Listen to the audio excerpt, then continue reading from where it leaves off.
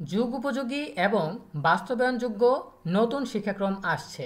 পরিমার্জিত এই শিক্ষাক্রমে পরীক্ষা পদ্ধতি থাকবে কিনা বা মুখস্থ নির্ভরতা থাকবে কিনা এ বিষয়ে বিস্তারিত জানাবো আমাদের আজকের ভিডিওতে।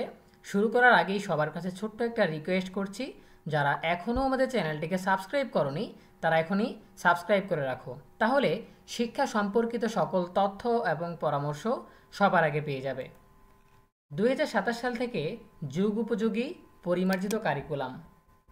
2027 থেকে পুরো শিক্ষাক্রমকে আরও যুগ উপযোগী করে বড় পরিসরে পরিমার্জনের পরিকল্পনা করছে জাতীয় শিক্ষাক্রম ও পাঠ্যপুস্তক বোর্ড এনসিটিবি। এই লক্ষ্যে 15টি দেশের শিক্ষাক্রম নিয়ে গবেষণা শুরু করেছে সংস্থাটি। একই সঙ্গে চলছে নানা ধরনের মূল্যায়ন, রিভিউ ও অ্যাসেসমেন্ট। তবে এই পরিমার্জিত শিক্ষাক্রম ধাপে ধাপে বাস্তবায়ন করা হবে। শুরুতে ষষ্ঠ শ্রেণী থেকে এর বাস্তবায়ন শুরুর পরিকল্পনা রয়েছে। এই পরিমার্জনে পরীক্ষা পদ্ধতি বহাল রেখে শিক্ষার্থী অভিভাবকদের চাওয়াকে প্রাধান্য দেওয়া হবে। সূত্র জানায়, অপরিকল্পিতভাবে শিক্ষক, শিক্ষার্থী ও অভিভাবকদের মতামত উপেক্ষা করে 2019 সাল থেকে ধাপে ধাপে নতুন শিক্ষাক্রম বাস্তবায়নের কাজ শুরু হয়। গত 3 বছরে প্রথম, দ্বিতীয়, তৃতীয়, ষষ্ঠ, সপ্তম, অষ্টম ও নবম শ্রেণীতে নতুন শিক্ষাক্রম চালু করা হয়। 2025 সালে চতুর্থ, পঞ্চম ও দশম শ্রেণীতে নতুন শিক্ষাক্রম চালুর পরিকল্পনা থাকলেও রাজনৈতিক পরিবর্তনের কারণে নতুন শিক্ষাক্রমের পুরোটাই স্থগিত করা হয়।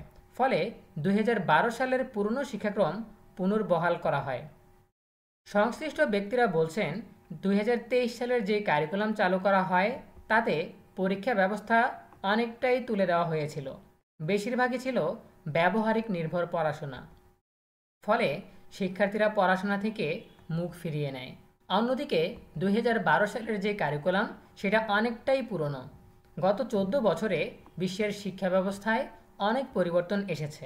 ফলে যুগের সঙ্গে তাল মেলাতে হলে আমাদের শিক্ষাক্রমেও বড় পরিমার্জন আনতে হবে। সূত্র জানায়, ছাত্র জনতার গণ অভ্যুত্থানে সরকার পরিবর্তনের পর গত বছরের আগস্টে নতুন শিক্ষাক্রম থেকে বের হয়ে আসে শিক্ষা মন্ত্রণালয়।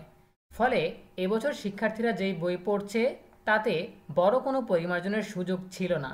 এছাড়া শেষ সময়ে বই ছাপাতে গিয়ে শিক্ষার্থীরা অনেক দেরিতে বই পায়।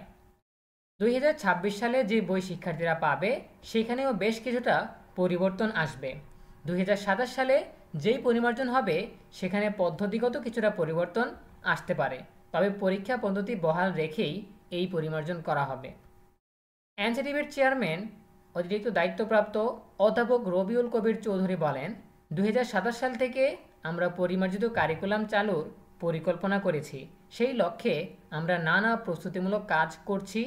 পরিমার্জিত কারিকুলামে অবশ্যই শিক্ষক, শিক্ষার্থী ও অভিভাবকদের চাওয়াকে প্রাধান্য দেওয়া হবে। সোসাইটির ডিমান্ডকে প্রাধান্য দেওয়া হবে। আমরা 15টি দেশের কারিকুলাম নিয়ে গবেষণা করছি।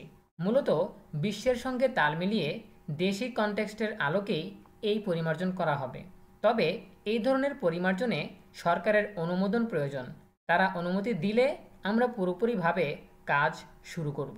প্রিয় শিক্ষার্থীরা, এই ছিল আমাদের হাতে থাকা সর্বশেষ তথ্য। এ বিষয়ে তোমাদের যে কোনো প্রশ্ন কিংবা মতামত জানাতে পারো কমেন্টে। দেখা হবে পরবর্তী আপডেট নিয়ে নতুন কোনো ভিডিওতে। সেই পর্যন্ত তোমরা সবাই ভালো থাকো, সুস্থ থাকো, নিরাপদে থাকো এবং সবসময় ইএনইউবির সাথেই থাকো। তোমাদের সকলের জন্য রইল অনেক অনেক শুভকামনা। ধন্যবাদ সবাইকে।